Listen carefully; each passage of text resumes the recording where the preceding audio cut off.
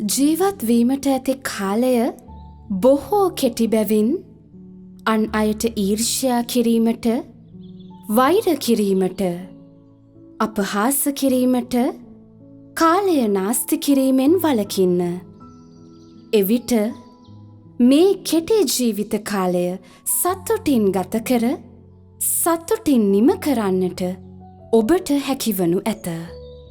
ශුද්ධෝත්තම රොහාන් ලලිත් අපොන්සු අපොස්තලතුමන්ගේ මේ වචන ඔබගේ ජීවිතය ආලෝකමත් කරන පහන් වැටක් වේවා.